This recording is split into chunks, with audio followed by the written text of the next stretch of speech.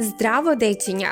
Денес ќе ви ја раскажам приказната за принцезата Трнорушка, која поради злобната вила била проколната да заспие за цела вечност.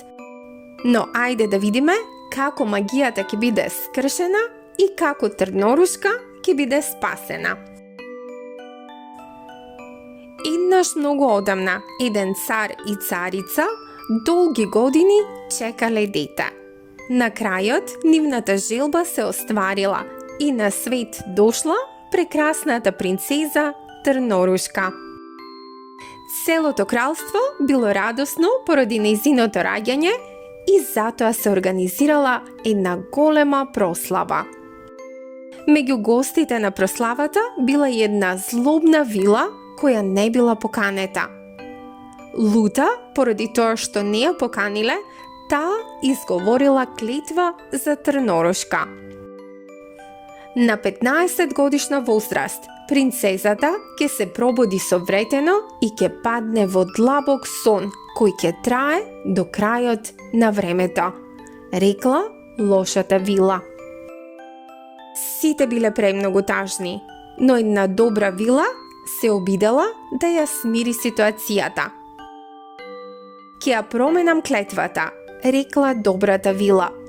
Принцезата ќе заспие, но ќе има можност да биде разбудена само од бакнеш од вистинска љубов.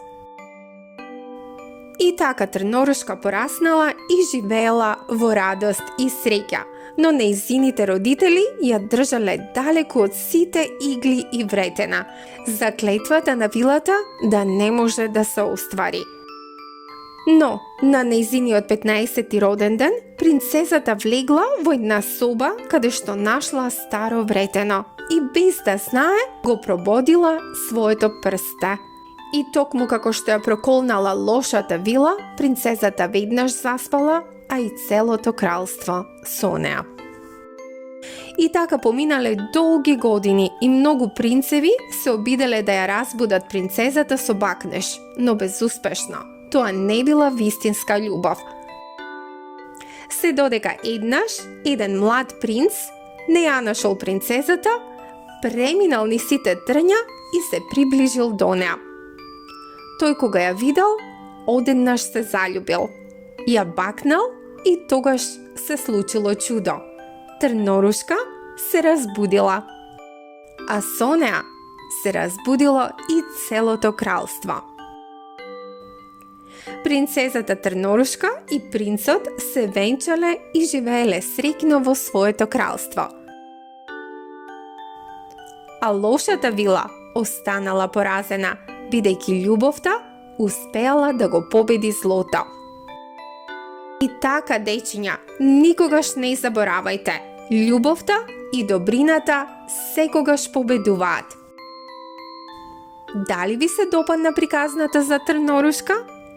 Ако ви се допадна, претплатете се за повеќе волшебни приказни и споделете ја оваа бајка со вашите пријатели. Довидување!